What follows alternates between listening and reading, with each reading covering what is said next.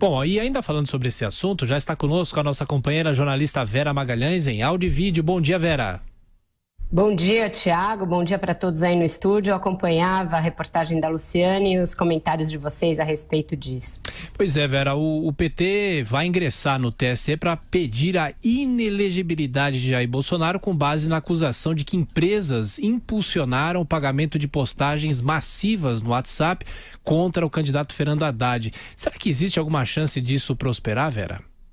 Não, acho que é mínima a chance disso prosperar, Tiago. Seria o TSE, com base numa acusação que é grave, porém não está sustentada em provas robustas, caçar a vontade de milhões de eleitores expressada nas urnas no primeiro turno. Eu não acredito que isso vá acontecer.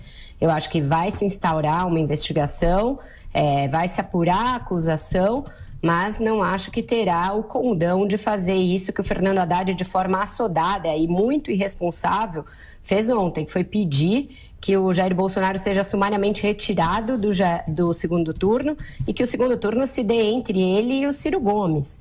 Isso revela a natureza bastante autoritária do PT, que estava escondida ali sob aquele manto diáfano da defesa da democracia, né?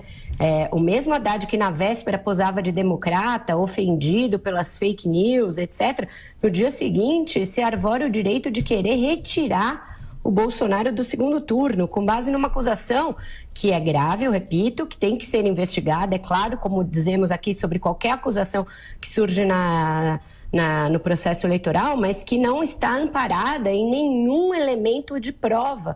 Você não tem um recibo, você não tem um depoimento de alguém que tenha pago ou que tenha recebido para fazer esses impulsionamentos que caracterizariam Caixa 2 ou apoio financeiro fora da lei, a campanha do Jair Bolsonaro e mais. Essas empresas que são citadas na reportagem da Folha a esse respeito fazem esse tipo de trabalho para todos os partidos.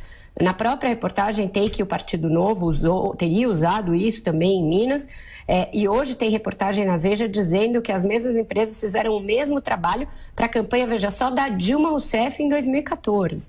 Então, você achar que esta corrente pode ter influenciado o resultado da eleição a ponto de você negar os votos de milhões de pessoas a favor do Jair Bolsonaro, é o PT fazer aquilo de que ele diz ser vítima.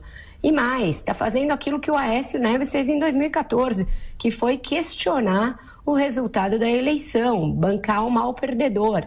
Então, isso não ajuda em nada o debate, faz com que as coisas fiquem ainda mais acirradas e vai fazer com que esses últimos 9 dias das eleições sejam marcados aí por solavancos e por um clima exacerbado que não ajuda em nada.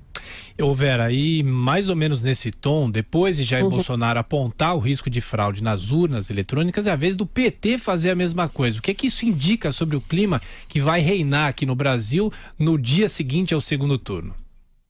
Tiago, você veja, tudo que o PT e o Jair Bolsonaro fazem, a retórica, tem o sinal trocado e acaba sendo da mesma natureza, é uma natureza que aposta num segmento fiel dos seus eleitores.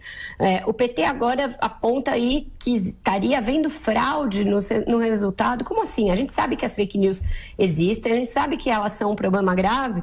Como dizia o professor Vila aí agora há pouco, a gente tem dito, assim, diuturnamente aqui na Jovem Pan, que isso não é fácil de coibir, não é trivial, pode influenciar o voto de algumas pessoas, mas dizer que as notícias, fakes ou não, impulsionadas pelo WhatsApp, foram a razão do sucesso do Jair Bolsonaro, é ignorar que a maioria das pessoas que está votando nele o faz justamente por repúdio ao PT, repúdio às práticas do PT, repúdio ao que o PT fez enquanto esteve no governo.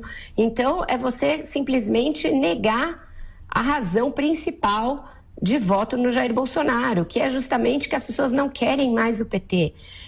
Então mostra um descolamento completo desse partido em relação ao que pensa o conjunto da sociedade brasileira e mostra um viés autoritário e permanente do partido de que vale tudo para se manter no poder. O Haddad ontem chegou a falar a seguinte frase, Thiago, que deveriam prender algum empresário para que ele confessasse a prática do suposto crime eleitoral e que aí se teria a quadrilha inteira descoberta. Se isso não é desespero e apelação, eu não sei o que mais é.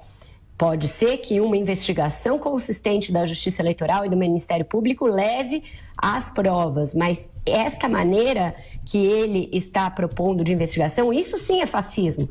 Você chegar e prender uma pessoa antes mesmo da instauração de um inquérito, para que ela supostamente confesse algo, e aí a partir disso você anular o resultado de uma eleição.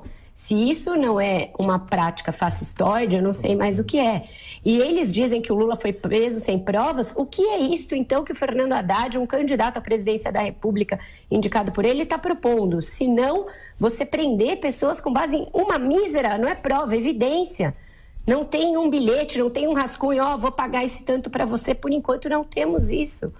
Então, eu acho que é preciso que os partidos, os candidatos tenham responsabilidade com as suas palavras, com as suas declarações, baixem essa fervura em que estão mantendo o país. Isso não ajuda, isso não vai ajudar o dia seguinte da eleição, fará com que o PT siga tentando no tapetão anular algo que é a vontade popular. As pessoas fizeram uma guinada de centro-direita nesta eleição. Isso é inegável. Basta olhar o parlamento eleito, basta olhar as disputas estaduais e basta olhar a vantagem que o Jair Bolsonaro abriu sobre o Fernando Haddad. Se isso é a resposta que vai ser a melhor para o país, a gente vai ver a partir de 2019.